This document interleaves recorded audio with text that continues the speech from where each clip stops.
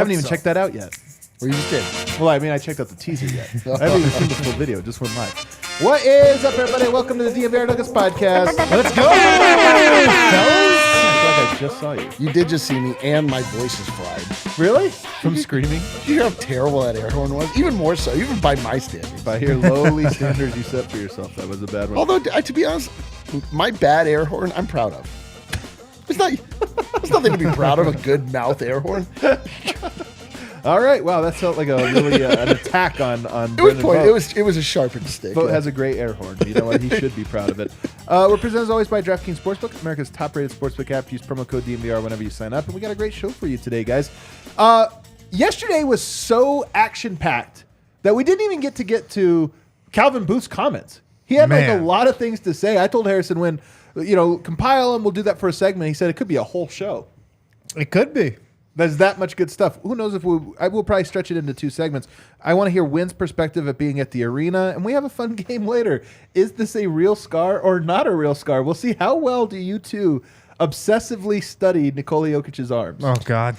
Are you going to be able, do you think you could correctly identify a real versus fake scar? Are some of them emotional scars? None of them Are we just talking this year or in years past? We're talking current state of Jokic. Okay, That's actually current not current scars. It's not even current, actually. It's prior to last night's game because I'm pretty sure he got one or two new ones last night. Yeah, he did. So to help me with it, though, I got D-line.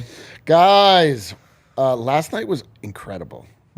Like, I feel like it was such a good game, and I'm like, I woke up, I would say, with an afterglow, except for that I fell asleep at like 3:30, so that when I did open my eyes, I was like, oh, but I also like had a good feeling. It was like a real give and take. Yeah. You know? The duality of man was in play. It was great, man. We've talked about it all the time, but there's nothing better than when you're buzzing. This is why the show is so dope. When you're buzzing after a great win and you just want to hang out with the fellas, hang out in the chat, talk to everyone, see what everybody's like. I wanted to read the entire world's takes on Jokic last night, and Michael Porter and Jamal Murray. Like, I just wanted to. What did the entire world have to say? Yeah. And then over here, Harrison Wynn. Fellas, it's good to be back. Ooh, what a night. What a night, man. I'm exhausted from last night. Emotionally, physically, mentally. Truly. I mean, like, truly. Like, that was a great night. Imagine playing the game. I know. Like, I watched the game and I was like, oh, like I need some Gatorade. I was cramping up. This Rockets game is going to be horrible. I can't Just wait. the worst. It's going to be the worst thing we've ever seen. But we gave our takes. D-Line, you gave your takes. A lot. Harrison Wind, we did not get your takes last night from the arena. So walk us through. I mean, this was the Bones Hyland angle for this. Man. There was just the crowd, which sounded like it was really good the whole game, especially in overtime. Just walk us through. What were your takeaways being at the arena? Well, it felt like a playoff atmosphere. It felt like a playoff game, especially in the fourth quarter when it was just Nikola Jokic and Kawhi Leonard going mano a mano. Like, that was sick. Yeah. Like, that was awesome. It was very all-star Gamian of it. It was like Jason Tatum versus Donovan Mitchell. Goes and stands. They're just like, get over here. Yeah. But, like, those two going shot for shot was awesome. It felt like everybody played so hard last night. Mm-hmm. You know, Jamal gutted it out. Like, he could barely walk after the game. God bless him. Jamal Murray could barely make it off the court and into the locker room last night. I love that. I love that, like, he gutted it out. Where we are, fully ensconced, right back in the dog days, we can get a full team, leave it all out on the floor effort for a game that is ultimately meaningless to the Denver Nuggets. But, like, I like that they feel like they have purpose larger than just collecting a check, man. Yeah. Yeah. So it was just like really fun to watch everybody just put their maximum effort out and just leave it all on the floor. And the fourth quarter and overtime, everybody was standing. Like, really? The for crowd? Those entire portions of the game. Hell yeah. Everybody was living and dying off every shot. Yep.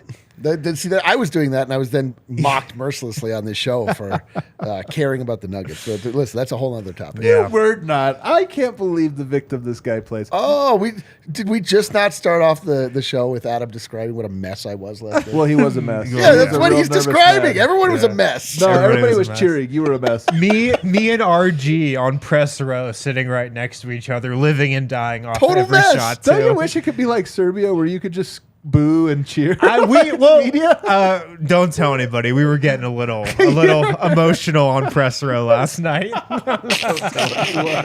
Don't tell anybody. I do love the idea of like a journalist is objective, because one way or another, like whether you're cheering or just like surprised, like sports are surprising. I You know, know. when a guy hits a crazy shot, like Michael Porter hits that three, like, Yeah. can you imagine being like, hey, are you starting to sense feelings? Yeah, Stop it. yeah, but like you're supposed to be like, huh, notable. Notable. Yeah, hold on. That's a nice shot by Michael Porter Jr. No, that's Let too much. me That's write too that much. down in Yeah. my notebook. That's more noteworthy. Is definitely Michael the Porter line. Jr. made a 3-pointer. Let me make a note of that. And then the opposite is like this in Serbia, where they're just like, you suck. well, The best was when Jokic was sitting on 9 assists for so long, and then he gets that fast break, and it's just so obvious he's gonna throw the lob to Bruce Brown, and me and RG are like, wait for it, here it comes, here it comes. there's nothing better than like a highlight or a stat or whatever that you see for 5 seconds. You're like, Yeah. Oh yeah, like building up. yeah. I mean, when you're at the arena a lot more than I am these days, there 2015 the crowds were the worst I've ever seen in my life. 16, 17, 18, like it slowly had grown, but then the pandemic hit. Is it noticeable, like is this city ready? You know what I Oh, mean? man. Like, do you feel like this is like we're at the apex of what we've been in the Jokic era? Oh, easily. Yeah. Like, that's not hard to say, man. Really? Everyone's finally on my level. The crowds have been so good this year. The arena is usually packed. There's been so many sellouts this year, and with just how exciting of a team the Nuggets are, the crowd's just ready to pop off every single game. Beautiful. And just the style of basketball the Nuggets play, it's so rewarding to watch. Yeah. How they share the ball, how they play for each other, how unselfish they are, how many good shots they pass up for great shots. And you can just feel the crowd just kind of like appreciate that too. Yeah. It's awesome. There really it's been is awesome. something to that, though, because there are teams that are really talented and really just like grind to watch. Like, I even think about Miami. I like Miami and this or that, but like their games are not very rewarding even as a fan. You're just rooting for like a slog. You're like, we're for gonna sure. outslog these guys. Ugh. But, Yeah. All right. So well, last night was awesome. take us through the Bones aspect of this. So, first of all, there was no acknowledgement that he was a former Denver Nugget. There was no tribute video, and I was told that pregame there wasn't going to be any because I was asking around. And it's interesting because, I mean, some way lesser relevant players than Bones Hyland have gotten tribute videos. I mean, RJ Right. Hampton got an acknowledgement that he played on the Nuggets. But I think it was just the fact that, look, the trade deadline was only just like a couple weeks ago. Like, there wasn't a huge turnaround. And Yeah, Come on! it takes That's 4 to 6 weeks to make a video. Yeah, it takes so many weeks. Yeah, like you Yeah. really are going with this? I think so, yeah. Yeah. There's no way, man. I think Come so. on. Well- if it was RG, RG again, would make one in the time it took us to ask him for one. Yeah, come on, man. That's not a reason. I mean, honestly, I think it is, but okay. I'm being serious about this. I don't think that is well. Even if it was, it's not a legitimate excuse. And secondly, the question now more comes to me about like, should they or shouldn't they? Because if you didn't get one, like if you were like incapable of timing wise, I'm like, come on, hire somebody, hire a company, give them the footage, they can splice this up for Hire RG. hire RG, whatever it is. But I feel like it's more. Look, Michael Malone before the game was asked about him. He was very short, deliberately so. And I do wonder if there was a little bit of a like, guys, let's not do the facade. He didn't leave. He didn't exactly walk out the door singing praises. He threw a few barbs on the way out, yeah. and maybe it was an FM. Whether or not that's right or wrong, Did Jeremy Grant get a video? Well, he also returned to Denver in the heat of the pandemic when there was nobody in the stands, so it was a little different. Okay. That's true. Who do you make a tribute video for if nobody's there to see it? Yeah. No, I mean, you're right. I think that definitely was at play. I mean, Bones Hyland pissed a lot of people off, on his exit here in Denver and like on the way to his exit. More people than just like basketball people. So I definitely think that there was something there with that. And he got booed every time he touched the ball. Wild. Pretty loudly. So I heard on the broadcast, it sounded like booze, and then the broadcast was like a mixed reception. It wasn't mixed. Well, you don't feel like it was mixed. It might have been mixed, like at the very beginning, right when he checked in. Yeah. When Kyle Speller, the Nuggets PA announcer, was like, and checking in Bones Hyland. Checking into the game, Bones Hyland. Yeah. See, I'm telling you, even Kyle Speller doing that, to me, is like, hey, it's a coordinated, how are we? I'm sure Kyle Speller, he has one job, right? I'm sure he goes like, hey, how do you want me? Is this a Bones Hyland, welcome back? Or is it a welcome? Yeah. If he did that one, I'm guessing, I just can't imagine that was accidental. Yeah, I don't think it was either. And the booze picked up as the game went on, for sure. Really? It definitely did. Yeah. Well, he had a couple threes, so then it became like, all right. And then, second half, like end of the first half, whenever he had the ball, it was loud. Bones wanted that one too, man. Like he played very well in the first half. Like the Nuggets, what were they up like 20-4? Yeah. And then Bones Hyland came in and got the game back to like 10 points. Right. He was their best player in the first half. Yeah. He was like it was a mixed response from the crowd in the same way that it's like when you mix Kool-Aid and water. It was mixed. It was water and Kool-Aid, but it's Kool-Aid at the end. Yeah. Didn't know where you were going with that at first. I saw your face. I saw the terror across your face. What else? Anything else from the arena last night? I mean, I think the note about Murray being so exhausted is a big one physically. Oh, yeah, man. So I took a video of it. I forgot to send it to you guys. But during timeouts in the fourth quarter, Jamal Murray was bent over at his waist, hands on his knees, and the Nuggets training staff was like massaging his lower back. It's back, not knee, yeah. It was his lower back last night. He played through back spasms, and it looked like he could barely make it through the game, and then he could barely make it off the court and into the locker room after the game. And then there was a point in the fourth quarter where Michael Malone thought about subbing him off the floor. Man. For Reggie Jackson, because he was having that difficult of a time just getting up the court. So he gutted it out last night. What sucks about this is, and we talked about this a little bit over the last couple of days, but the Nuggets sit him against the Rockets. It sounds like he just won't play. He might not even travel. Who knows? Maybe he will, but I'm just saying, if you have back spasms, that game you don't need Murray for, and it's not important one way or another. The Friday game is, though, and that's why I look at this and I go, man, a sore back, how many days do you need off?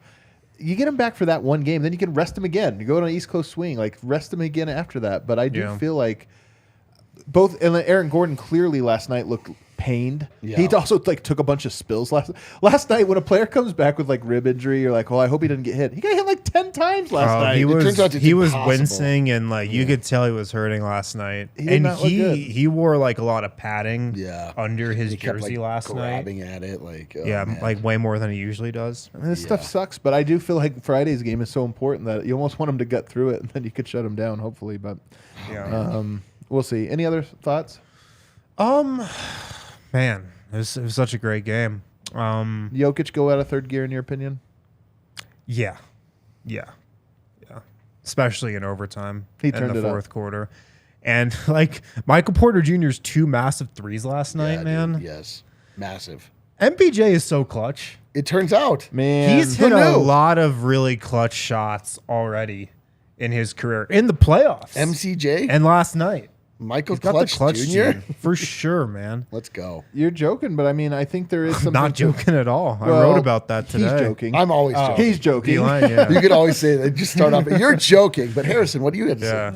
He's choking over. He's giggling. But I mean it. And then after the game, Michael Malone has this quote: "You're seeing the complete player that he is," which.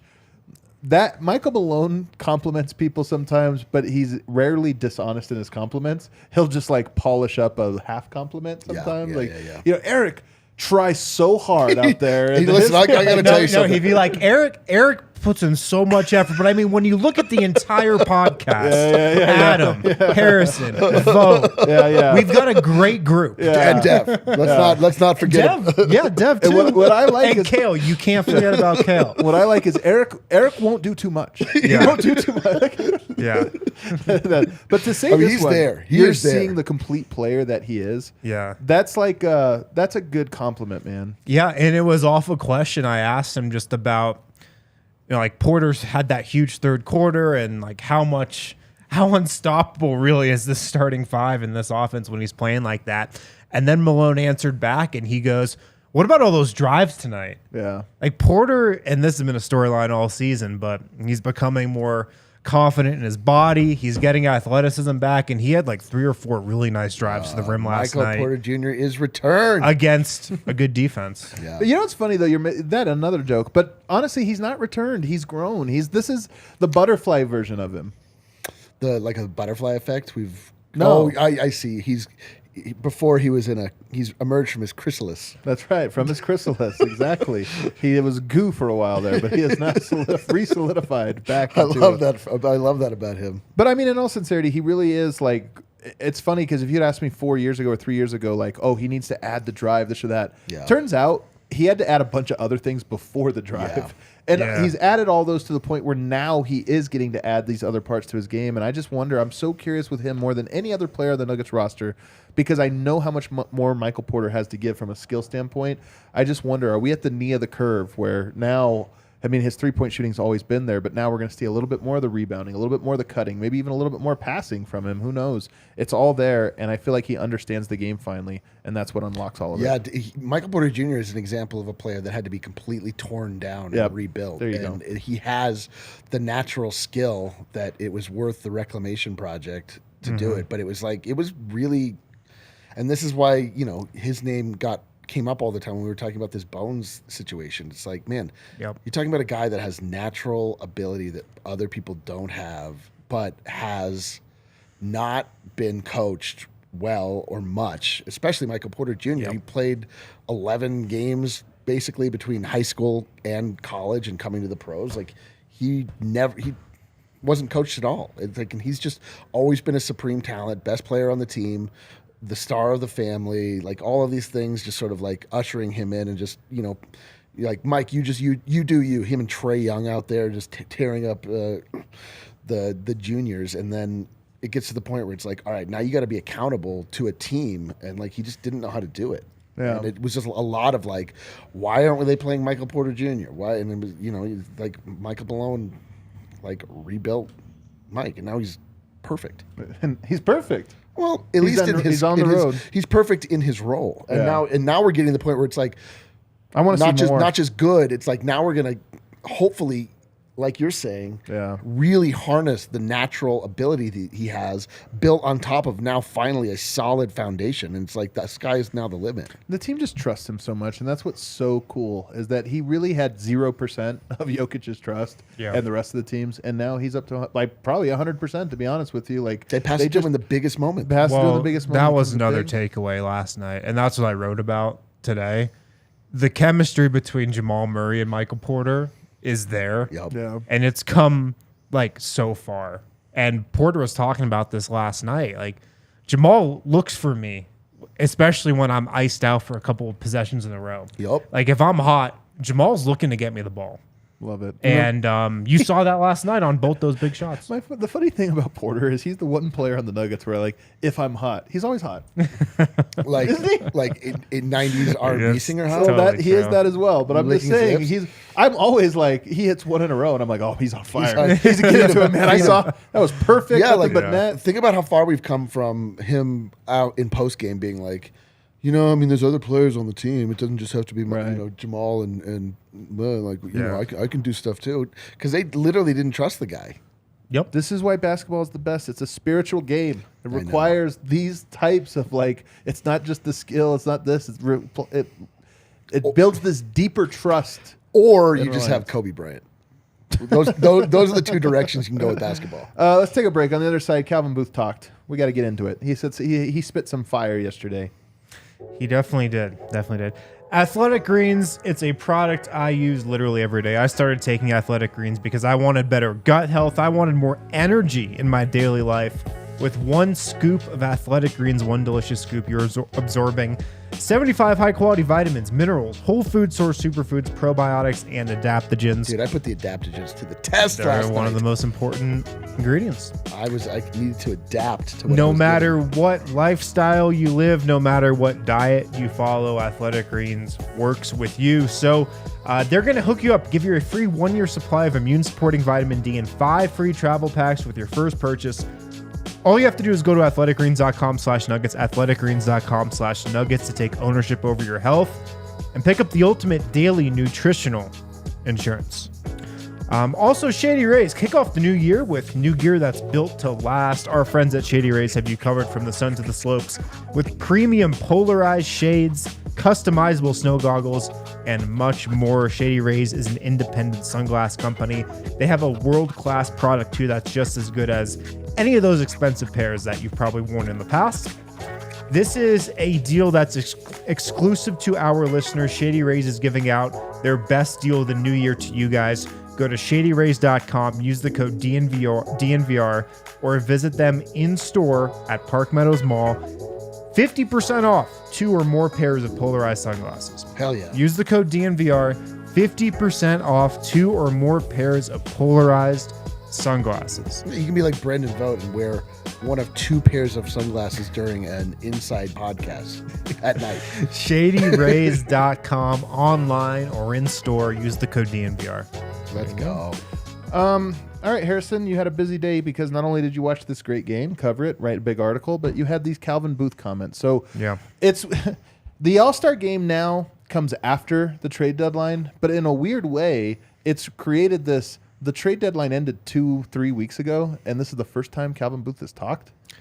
Yeah, I think it had to do with the schedule where the Nuggets were just on the road, like immediately at the trade deadline. It's just so weird to think. Following the trade but deadline. that's why Calvin Booth talked. He was Yeah. talking because of the trade deadline. It just happens to be that it took very long for it to happen. Yeah. So, I mean, let's just start with the big topic at hand. And he was asked about it. I asked him about it. The Bones Hyland trade. Why now? Did you think about holding on to him, into the summer and trying to get more value for him? Why did you want to trade him? Why did that trade happen?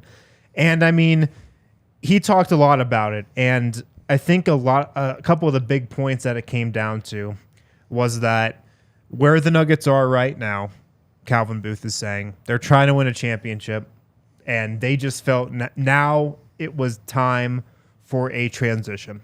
He talked about how Bones had expressed a desire to play and show what he can do, and how, look, you can't blame him because last year he showed what he could do. He showed he could have big games. But Calvin Booth just said, where we're at now, we're trying to win a championship. And this was one of his big quotes of the night. He said, just because you got to play a lot last year because guys were injured doesn't mean there's going to be a role for you to play a lot this year. I think that was always going to be a point of friction. He said that. That's a direct quote. And then he just talked about also... Hold on. We got to stick on that one because I think it's an underrated aspect of all of this. Last year was a perfect situation for Bones. Everyone was hurt. There was no pressure on the Nuggets. He got an opportunity. 9 out of 10, at least 9 out of 10 players, if they got to play a big role and played well in that big role, there's no way you convince them that your role goes down the next year. Right. So I like that he said that was always going to be a point of friction because, for one, it shows a little foresight on his shot. Like, even us here, we're like, man, Bones played great last year. Then you take it up. Mm-hmm. And he's kind of like, yeah, he did play great last year. But this is this year. And we need a lesser role in a lot of ways. And can he handle that or not? I think that he didn't start off with a small role. He just played himself into a smaller and smaller role. Like, Bones did not play well this year. I mean, you could say, like, he without the runway. I know. I'm trying to. You're right about it. I'm trying to explain why. And I think he should have had a smaller role this year. Let's put it that way. I think he probably would have if it didn't create maybe some friction there. I mean, I agree. I think that it wasn't set in stone that his role was going to be diminished. It was Correct. sort of like, okay, Definitely. like, but then he didn't play to the level that they needed him to. Then it's like, okay, like now. Well, and I think you can go back and say his explosion last year as a rookie might have been the worst thing for him in the long run. with the Nuggets. Maybe. With the Nuggets, maybe. well, It's clearly. curious to think about Porter. If you remember when he came in, his first year, Denver was fully healthy, and he just didn't play for the longest. And we kept being like, what? Every game we were like, why won't this guy play Porter? And you can imagine if Porter would have started in Bones' spot where everyone was hurt, he probably would have come in with a lot of bad habits, scored 20 a game, and we would have been like, oh my God. And maybe it would have been harder to say, yeah, but now we got other options available or something. So it is a bit of a tough one. Yeah. And then the other reason he talked about was just with how the roster's constructed. And he talked about Jamal and that fit with Jamal on the second unit and Bones on the second unit just did not work. And with that alignment, it meant Jamal had to guard, like an Anthony Edwards or like a really high-level offensive player. And Calvin said that's not fair to Jamal. And we just think we need more of a defensive-minded player at that spot on the second unit. He said where we're at in our window, who we have on our team, we need a more defensive-minded guy there. So those are kind of the two factors he talked about. That one's not a Bones attack. It's more of a stylistic thing. And I got to say, I mean, just from talking to Calvin and hearing Calvin talk, to media and this or that, I really think he has a very clear vision for what he thinks this team will be, not just this year, but for years to come. And I just would be shocked if Denver deviated that. Now, they might learn something about the team and change it. But what I mean to say is, you talk about the draft is where everybody says best player available. Yeah. And I think even at the draft, he doesn't feel that way. But I think especially it's true of every other player that gets added. It's like we have the ingredients that help you win. Now we need the ingredients that fill out the roster. 100%, man. And look, this is just me. I don't know this, but I think if Calvin Booth was the Nuggets GM, president of basketball ops, he was making the pick in that draft, I don't think he would have taken Bones Hyland. I don't know that. That's just me. That's just me forming an opinion based on me knowing the types of players Calvin Booth likes and that archetype. Right. I don't think he would have drafted Bones Hyland. I don't think that's his type of player per se. I agree. He has a very, very defined and very clear vision of the types of guys he wants to surround, the Nuggets starters with. And by the way, I share the vision too. Like I really do. And it's not even one that I'm like naturally drawn to. I think this is one I've evolved towards of like, and part of this is because of how dominant Jokic has become and how great Murray has played. Where before, I think if you asked me this 4 years ago, it's like, yeah, but you need this to make it easier on Jokic to give this or that. Now I'm like, Jokic can overcome a bad offensive lineup. Yeah, for sure. You just need guys that are out there that are going to make the defense work. Yeah. And size and physicality and toughness and all these things. And will Denver lose Bruce Brown next year? I mean, here's an interesting question. I'm still not convinced they will. Just because I think they will, but I'm not convinced they will. Just because his value. I've said this a couple weeks back, but I actually think he's properly rated. I don't think he's overrated. I just think he's actually properly rated. He's a really good role player. Yeah. Yeah. That has flaws, Yep. and they work for Denver. Like every role player, right? Like every role player, but he's not this like, oh my God, every team needs him. He gets traded to Portland next year. He's not going to be good. Right. Yeah. No. He has Or really. like I mean, Yeah. he really has found like, and it's funny because he found like a really great role here with the Nuggets, but it was, as has been noted, like oftentimes alongside Nikola Jokic, like now you see him operating in just the bench capacity, and it's like not as good as it was. So here's like this is gonna be the mathiest way to say this. So this is kind of a lame way, but Jokic gets you 90% of the way there, 80%, whatever you want to say. Murray gets you another 10%, and Porter, and Gordon, and KCP, those guys get you there. When you start to talk about the next guys, you're talking about margins, which maybe collectively make up 5%. And my point of bringing all this up is to say, if Bruce Brown is the 100th percentile version of himself, by the way, I don't think he is, but if he is, I think Calvin will, if they lose him this offseason, Calvin will replace him with another guy in that mold. Yeah. Meaning they won't like, well, let's try this thing. No, it's like, nope, we need to find another dog who plays welcome back, defense. Torrey Craig. Yeah, Torrey Craig or whatever. I mean, Torrey Craig is actually kind of in that role. He kind of is. He totally is. Yeah. He kind of is. And the point is that there are those guys out there, and Denver might have the A version of the B version of that guy, but as long as you have that mold of guy, I think it's okay. They're such a marginal player. They do make differences, but at least it's the right mold of player that's why I feel 100%. confident going forward. Yeah. Yeah. There's a lot of like Shaq Harrisons in the world that you can find. He's like the C version of that mold, but yeah. I need to see a little more defense from Bruce Brown. I do too. I do too. I need to see the Bruce Brown defensively that we saw in November and December in the playoffs. I need that Bruce Brown to return. Yeah. What else? So he also talked a lot about Thomas Bryant and that acquisition. And this was actually really interesting. He said, we just talked about internally what positions we need to target the most. Backup center was obviously one of those. I mean, we've talked about that all season on this show. Calvin Booth said that the Nuggets have had, and I've tried to tease this on the show, but he said they've had internal discussions about potentially playing Aaron Gordon at backup center. And Calvin Booth even said, quote, I would not rule that out. I love that. Why And would so- they not try it, though? Well, I mean, I feel like we've seen the Nuggets just wheel out lineups and combinations in the playoffs that they've never tried in the regular season before Yeah, that's true. Oh my in God. the past. Yeah. But that's something I would watch for in the playoffs. Aaron Gordon at backup center. Here I have two thoughts about this. One, I do hope that they practice it a little bit just because it Me is so too. loud. But two, Gordon next to Bruce Brown is the player who most seems to be like, I want him maximized with Jokic. He makes Jokic's job so easy. And the idea of taking his minutes away from Jokic, it just makes me a little leery. That's one reason I want them to try it out is, do you gain a little bit off the bench, but you lose a little bit of your Jokic minutes? Is it in one hand, out the other? I don't know. Yeah. I feel like that would be a, late playoff series adjustment potentially. Honestly, though, think about it. What percentage of Gordon's minutes have come next to Jokic? Probably like 95%. Yeah. For sure. So we just haven't seen them without that. That's why it's not just can he play center, it's you're messing with something that Didn't he play center last night? No. I think he did for like a a stint. for- I think for a it was. hot- I think for a you might. hot I don't minute. know if it was him or if it was just not Thomas Bryant or Jokic, but I don't remember if it was him or not, or if it was Vlatko. But it might have been him. There was a stretch there with neither. Let's not forget about Zeke.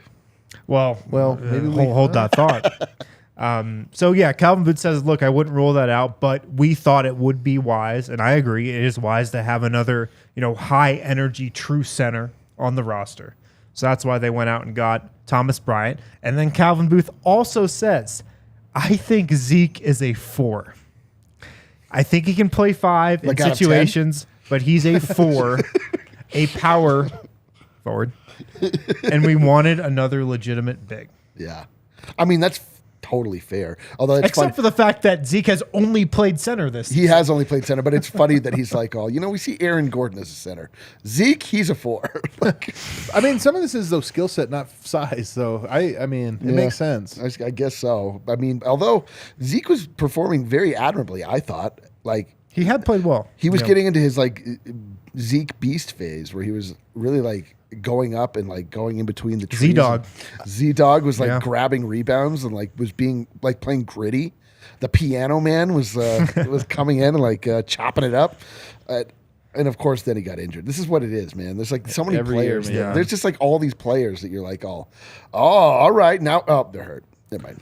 I know. I will say though, I think part of why he was so effective is it's just nice having a switch anything lineup, and Definitely. And I do wonder if Denver could go to that. And maybe that's the idea of playing Aaron Gordon, is that would be a switch anything everything lineup. But we'll see. I don't know. Yeah. Poor we'll see. Zeke, man. Every year, right? He always gets hurt at his. He's like, going peak. back to the 4 next year. The Zeke peak. Oh, Peak Zeke man. taken from us again. Jamal and Zeke. As soon actually, this just quickly. Sorry. No, go ahead. Zeke playing at a Zenith gets hurt.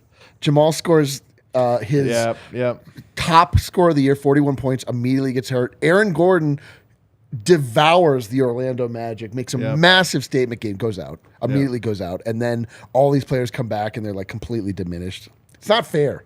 Yeah. Yeah. Who do I complain to? The people. The people. What else you got? Calvin Booth also talked about ownership paying the tax. The Nuggets are in the luxury tax. They're going to be paying it this season. And Calvin Booth actually said that we're well under what they're willing to spend. Hell yeah. This was notable. And he said, I'm guessing this was at the trade deadline, but he said ownership was actually looking for ways to add to our tax bill. And I said, yeah, there's not anybody out there that's worth that. That's hilarious. That is, dude, this is getting into what it truly is to be a fan of a Kroenke-owned franchise. The Kroenkes are notoriously cheap, except for they're not. They're only cheap if your team is like not worth investing in. As soon as they see like the opportunity for actual dividends to be repaid, they will invest hard. We saw this with the Rams. We've seen this with the Avalanche. The Nuggets, Tim Connolly just like could not stop handing out max contracts to people. That's true. That is a still part doing of it. it. When they were doing the max contract, when they were doing the max contracts early, it was setting up for them to spend, and everyone's like, "Well, we'll see it when we believe it." Well, they set up themselves up, and here they are paying the bill. I'm with you on it. I also love the idea of like they haven't got into it. They're willing to go more. But here is the thing: Stan's been around a lot this year. He's been around way more this year than in years past. Fixing water pipes. Yeah, just examining leaks in the roof. Save money on a plumber. I got some tools in my truck. I go and take care of that now. You guys wait here on the practice field. It'll be done by the time you get back from your road we're in the trip. luxury tax. We have, some other luxuries have to be cut, like a maintenance man. No, but he's around a lot. Like clearly, he wants it, man. yeah. Stan wants a championship. I love He that. tasted it with the Rams and the Avs. Dude. He wants Ilario B. They're not tasting it, dude. They're at a fucking championship buffet. They're just they're like getting the Avalanche and He's the going Mammoth. back for a and third round now. keep it going, man. Let's go to the country buffet. Yeah. All right, what next? Actually, let's take a break. We'll get to the rest of this on the other side. We got a little bit more there, and we also have some fun stuff to do later on. Finally. Jive Hive, jivehive.com. Go there to schedule a delivery. Jivehive.com is a virtual dispensary on wheels. They serve a bunch of areas in Colorado: Aurora, Greenwood Village, Monument, Fountain, various areas of El Paso County. Jivehive.com. Super convenient. You can be sitting on your couch watching a Nuggets game. Go to jivehive.com. Schedule a delivery right there. Super easy. Great prices. It's private and secure. Jivehive.com. Order a delivery. Schedule same day. Schedule a delivery window. Jive Hive will hook you up. They serve Aurora, Greenwood Village, Monument, Fountain, and various areas of El Paso County. At DraftKings Sportsbook, guys, they've got a lot of great things going on. They've got the NBA Snow Sweat same game parlay going on, where if you put a Nuggets same game parlay down, Which we're known to do. we've done that from time to time. Tune into the pregame show. We're always throwing down same game parlays. Yeah. You throw like a $5, $10 same game parlay Sure. down. Sure. You miss your bet. Uh-oh. No worries. You get that back. Let's go, You get dude. that back in a free $5 or $10 bet on DraftKings Sportsbook. So make sure to download the DraftKings Sportsbook app now. Sign up with code DNVR. New customers can bet $5 and get $200 in bonus bets instantly. That's only at DraftKings Sportsbook, an official sports betting partner of the NBA, with code DNVR. Minimum age and eligibility restrictions apply. See show notes for details. Yeah, and again, tune into the pregame show where Dev can advise you to bet on Kawhi Leonard's points and other things that feel terrible but ultimately pay dividends. I did make money on Yeah, that they one last ultimately, night, so. they ultimately, like Dev has one allegiance in this world, and that's to the dollar. Not even to you. He'd sell you out so Oh, fast. Are you dude, kidding? it'd be like over under on how bad I can beat the hell out of Eric. He would field bets then beat me. All right, what else? Wrap these up from Calvin. I've got two more points. Malone and Peyton Watson. Who do you want to hear first? Malone. Okay, Malone. So Calvin Booth shouted out Michael Malone for a lot of the things he's done this year. He says he's done a great job, reincorporating the pieces that weren't on this team last year, Jamal Murray, Michael Porter Jr., and just kind of mixing and matching to get the best, overall team out of everything. He shouted out, just how he's used Jamal, how he's used Michael Porter, using Bruce as a Swiss Army knife, staggering for most of the season. And then Calvin Booth, I thought, very, very notably said, I know we didn't stagger against Memphis, but we're going to get back to playing, a 9-man rotation going forward, which the Nuggets did last night. And just making the adjustments around the edges. Calvin Booth said Michael Malone's done a great job of that. And then Peyton Watson. He had some notable things to say about PWat. He played a lot in the G League so far this season. Calvin Booth says he made the decision personally to pull him up, bring him to Denver over the last couple weeks so he can work on his body. And he said Peyton Watson's gone from 205 pounds to 215 pounds in the last month. That sounds like me. Have you put on 10 pounds of muscle though, or is it muscle? 10 pounds of wow. All right, yeah, well, sorry, keep something going. else. But he's put on 10 pounds of muscle in the last month. And this was interesting. Calvin Booth said, look, we don't know what the playoffs hold. Injuries can happen. Foul trouble can happen. I want him to be at a point where if he needs to play minutes, if he gets in a game, I want him to have a chance to guard guys without fouling. And hopefully he can get in a couple games over the next couple weeks. Peyton is Calvin's project. Yep. That is his pride. He's very proud of the Peyton pick. Yeah. Like that's like if you're a fantasy football player or something, and you have like the sleeper.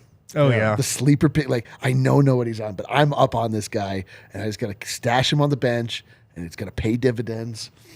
But he can actually, have an impact on that player's actual development, which is different. He's just such a future story, but I'm really excited to see what happens with him this summer and how much he's around and if he has a Zeke-like transformation. Remember Zeke? What does Malone say? They made a poster of him in the weight room. I kind of want to see if Peyton Watson is the next Zeke, where we look at him 1 year from now and we're like, holy hell, that's a different person. I was thinking about this too. Like I need PWat to work out because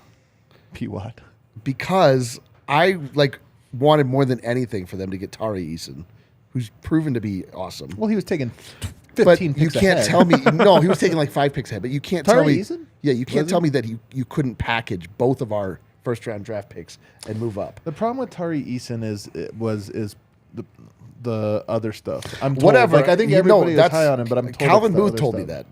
that. What's that? That it's the other stuff, like the Right. whether or not it's like his attitude, all that. But other I mean, stuff. look, that stuff. I just mean matters, like, man. well, yes, but if we get Christian Brown, who's pretty good and has a low ceiling, high floor, and PWat that doesn't turn into anything, and we could have had a Tari Eason, who I think has a very high ceiling, I'll be grumpy about it. But he also has like an explosiveness. Again, we're getting into this game where we've been in all the years where prospects are the only thing that matters to now we're at the point. Again, what's Calvin's philosophy?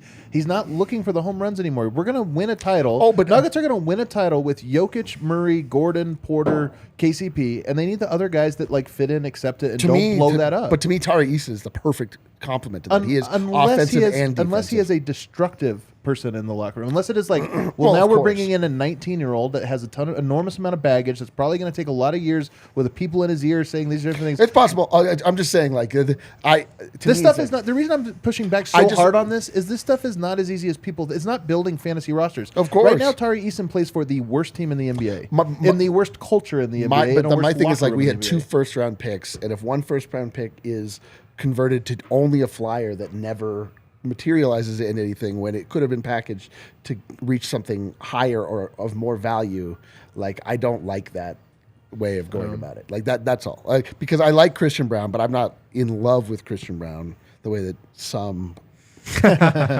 people are. I just, like, I need PWat to turn into something is what I'm saying.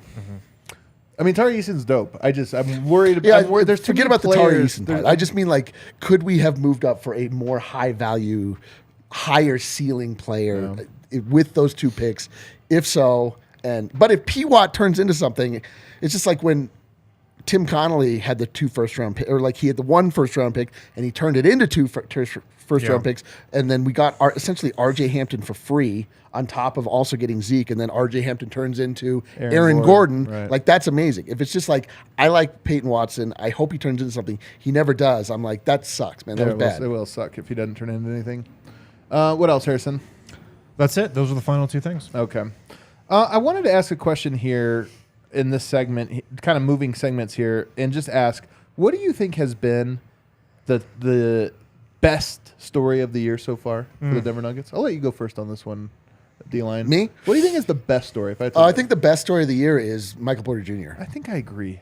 Because the story for the longest time, was the best story coming out of the Nuggets out of the bubble was Murray and Jokic just being dominant and being the focal point of the Denver Nuggets offense. And then we had 2 years of just having that taken away from us and us just waiting for it to come back, but not really building anything else. Like, there was nothing else happening with the Denver Nuggets. It was just a waiting game. Now those 2 players are back, And this is like, oh, and now this long-term project that we've had is like really turning into that third part of this puzzle that we need to get to that next level. Like what we were missing last time we were close enough to taste it was another horse or somebody else that we could absolutely rely on moving forward. It was different pieces, which is good too. But the Michael Porter Jr. thing, like him, like really finally becoming that guy is to me the greatest story. Yeah. I'd probably agree because Michael Porter Jr. just seems so locked in with the entire team now. Yeah. And that's something that wasn't always the case in past years. It was kind of like, oh yeah, we've got, Jamal Murray and Michael Porter Jr., the 2-man game. And then we got Jamal Murray, Nikola Jokic, a 2-man game. And then we got Michael Porter Jr. off to the side. It's like this great shooter who can get hot. But now he's part of the team. He's part of everything the Nuggets are doing. And he's bought into his role, and he's leveled up defensively. And there's a trust between Jamal Murray and Nikola Jokic and Michael Porter Jr. that wasn't there in years past. So, yeah, biggest individual story, I think it's definitely Porter. The biggest kind of big picture story, I feel like, is just the vision for the Nuggets roster coming into reality. Yes. And the vision of what the Nuggets that's a great always one, could be finally manifesting this year in every way we thought it would.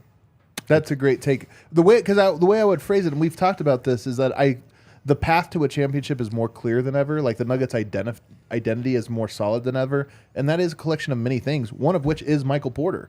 Like the Michael Porter that we're getting now is the version of Michael. He could have turned into a lot of different players. The one he's turned into is the one that is most suited to helping the Denver Nuggets. Yeah. Yes. Which is not to say the best version of Michael Porter, to be honest with you. Right. No, for sure. I mean, Michael Porter Jr. could go to Atlanta, team with Trae Young. Oh, God. Average 28 points a game, probably. Right. Dude, win 40 games. Can you imagine? He could do that. Can you imagine Jalen Green, Kevin Porter Oh, Jr. God. and Michael Porter Jr. God. on the Rockets? It would And be. Tari Eason? Oh my God! It'd be a disaster. Eric's going to be a Rockets fan by the end of this. Yeah. The way I would phrase the MPJ thing is that he has stood out while fitting in. Yeah. Which is Definitely. like the hardest thing to do, and he's pulling it off. A couple other ones for you. You guys know how crazy it is that not the top story is how perfectly KCP fits in? I know. I mean, is he not the perfect piece? Yeah, he is. And that's not even He the is. number one story. Think about how many years you could get the perfect piece and it not be the number one story. Yeah. Well, the perfect piece was acquired 2 years ago, and it was Aaron Gordon. Acquired, yeah. They keep doing Like getting the perfect piece Every year they get a new but perfect then it's piece. like, yes, Christian Brown. but it's like the perfect piece in a shattered glass. Like it Yeah. doesn't matter. Like Yeah. that's another amazing storyline is Aaron Gordon. Aaron Gordon coming and finding his role much in the same way that Michael Porter Jr. has, except for that the reason that I think Michael Porter Jr. is a better story is because it was much less certain with Aaron Gordon. It was like always like this guy was always just so miscast, and it's clear playing along Nikola Jokic. You can see it. It doesn't take a lot of effort to understand like why this is going to work out beautifully. Well, But, like, it just happened so smoothly with Gordon, too. He said after last season he was going to get smarter to better fit with Jokic and in this offense. Boom. Day one of the season. Like smart as hell. Wow. He did exactly that. Yeah, that I know. It is insane. Yeah. But I mean, should we get to what's probably actually the top story of the What is season it? though? It's Nikola Jokic potentially winning a third straight MVP while averaging a freaking triple double. Like, come on. He's averaging a triple double. I mean, I'm telling you, if we go back to the preview Come series, on. if we go back to the preview series, and I told you guys, what's the bigger story? If Jokic were to average a triple double, you'd be like, that's the biggest story. He's averaging a triple double. Like that's. Are you kidding me? This is insane. No, but the problem with Jokic is that Nothing's crazy. we all have amazement fatigue. Like he just won 2 MVPs back to back. Well, I now mean, we just have to figure out what's next season. what he's gonna like a quad double? What do we do? Like, where do we go from here? Shooting 70% true shooting. Just yes, if he has to pump that up to 100% for us to be impressed. Shot less than 50% in one game this season, the 6th game of the year The Nuggets having the number one That they defense won? in the clutch by 13. could be another one. 50% in every game but one. There's so many wild stats and just crazy big ones. I do think, though, of all of this, it's MPJ, and I think that's really cool that all this crazy stuff going on, and I agree with you guys. Michael Porter Jr. is the biggest story. All right. You agreeing with us is actually the biggest story of the year. That is the biggest story. What a shocker. Well, I was just bummed that I let you go first. I know. You're like, Scott, you thought you're like, because I'll be like, oh. And then I'll have to be like, well, actually, guys, he hasn't been that good. I think it's that, like, Jamal's sick as hell or whatever. You're like, whatever. Let's take a quick mini break here. But on the other side, I have a little game teed up for these gents. Dude, How well do you know Jokic? I hope that it's just people watching us play Settlers of Catan. Oh, that's a Wow. boring segment. Guys, when you get hurt, Backus and Shanker is here to help. Backus and Shanker wins for Colorado families. They've been helping those who are seriously injured in Colorado for more than 25 years. And the coolest thing about Backus and Shanker, no fees. You don't pay them any money until they win your case. No upfront fees to speak with them about your case. No fees while they work on your case. They've won over $1 billion for their clients. They have more than 30 lawyers, 100 staff members. Backus and Shanker, they help with all kinds of injury cases where you weren't at fault. Car accidents, motorcycle, rideshare, pedestrians, trucks. They can even help you if you're injured at work. Call them today. 222-2222. Dude, imagine That's their phone number. Imagine if you show up to a Nuggets game and you don't pay until they win. You just show up and you're like, well, that was terrible. At least it was free. Yeah. Call them today to find out if you have a case for free. Backus and Shanker wins. Alrighty, Kale, can we bring up the graphic? Oh, yes, we can. All right, let's play a little. How well? You guys can play along in the chat here. We have. Yep, that's not it either. Let's see here. Oh, look at that, clean, no scars. Look at this arm. He looks like he was just born. Yeah, he looks like he was just born. Now, Kale, zoom in a little bit. Are you able to zoom in or no? Is it going to delete it? Going to hide? All right, there we go. Yeah, now we can't see the little panel either, which is perfect. Okay. All right, Kale, you are going to reveal a scar, and these two are going to have to say, is it real or is it fake? I feel like the stupidest game we've ever played. I feel like I reveal a scar every day I of love this this, Gary. podcast. You can in the I chat, reveal you a get new to- scar. You get to play as well. All right, Okay. Kale, our first scar. Can you look at it? Do you see it? Oh, right there That's on the great. elbow. Do you see? Look up the elbow. That's a very real scar. I don't even know how you would Photoshop that. Yeah, look at that. Is that our final? Yeah, that's a real- I yeah, guess that's real. real, of Sure. course. Yeah. That one is fake. Fake scar! Oh, you guys just got fake scarred. You guys just got fake scarred. I got scarred by that. That looks All right. like more of a deep bruise. Well, it just doesn't even look like a scar. I'm It's pretty like good at Photoshop, you guys. I don't to know me, what it's like that. Why would it's like so like Subtle. unremarkable Yeah, looking? That's what you have to do. All right, take that one back off. Take that one Okay. back off. Oh wow, look at that one. What do you got, Kale? Well, show me. Okay. Wait, do it again. Oh, right. Oh, there. that's got to be. That's real. That's real. I'm gonna say that's a fake scar. Real scar. Fake scar. Dude, I got scarred twice. He got scarred twice. All right, take the fake one off. We can't get that This faker out here, sucks, man. All right, what else we got? Oh, that's real. That's a deep one too. Man, I said fake or real every time. I'm gonna say fake. That's real. I gotta go fake. Real. Harrison's on a heater. Real scar. Dude, I know my scars. All right, real. This just makes me feel like Harrison like knows what it looks like to see scarred arms. Yeah. All right. Oh, that's real. That's another deep one. Looks like a bullet hole. Yeah, that's real. I gotta go. Real? That's real. That's That real. is a real. There are a couple of them that are like very short but deep. very deep. There are any scar that has an exit wound. That thing looks like he got stabbed. Oh, look at this new one. Fake. That shit's fake. What a fake I'll scar. say fake, What a too. fake ass scar. That's fake. Oh, dude. fake scar. Okay. What else we got? So dumb. Ooh. I think fake. I'm gonna go real. I think that's Wow. too high. He's only scarred lower. Yeah, it's true. Dude, I don't remember him having a scar like that on the shoulder. that looks like he got hit with a racquetball. I'm gonna say. I'm gonna Is say that fake. even a scar? Like, we need to define what a scar is. Like, that's just discoloring. That's like he got punched by one of his brothers. I know, dude. Which could happen. Yeah. All right, I'm gonna say fake. I'm gonna say fake. It is fake. Yeah, get out of here. Get that out of here. Fake Obviously. scar. Fake shoulder scar. All right, two more. Okay. Ooh. I think you already did that one. Yeah, you did already do Yeah. that one.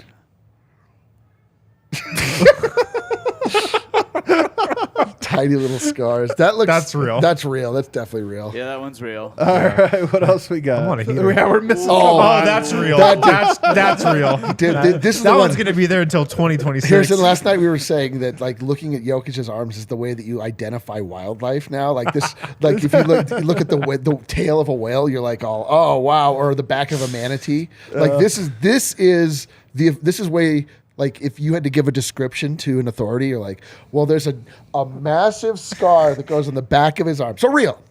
That one's definitely real. Isn't Yeah. there one more? Yeah, there's one more. It's right up the front right here. That looks fake. Yeah, that's fake. Get out of here with that. It's real. It's real and it's magnificent. So those are the real scars. All of those right there. By the way, I think he picked up one yesterday. Oh yeah, that one was February 24th against Brandon Clark. He really should we really 10:20 left in the third quarter. each scar should bear the name of the defender that gave it to him. You're like, oh, what do you like this one? The Anthony Davis? I love that this has gone viral now. The Jokic's scarred It's about arm. time, man. I think it's gonna go This is viral. unbelievable. This is ridiculous. It is, and it's going to go viral in that he's going to definitely get gangrene from it or something. It's going to. Oh, how does the season end? With We're like, infection? you were like, Jokic got this massive staph infection from the Sacramento Kings. Well, let's hope that doesn't happen. All right, everybody, hit that outro music, Kale. Thanks for joining us. And the DNVR Nuggets podcast, the only place where you can get real or fake scars. You know who enjoyed or that not the a most? scar? Me. Podcast listeners. So I put it at the end, like you might just like to hear us giggle or what have you, whatever. Watch the show on YouTube from time to time. Guys, we haven't had a rating or review on Apple Podcasts, so if you guys want to say nice things about me or Harrison or Dev or Vote or Cut it off Kale, right there. does anybody or want somebody else in the anybody company, RK, people seem to like. yeah, really, just a random person or D-line if you want to. Go ahead and do that for you tomorrow. Nuggets, Rockets. Should be a doozy. Can't In a wait. way, the Tara Easton show. Let's go. See you then.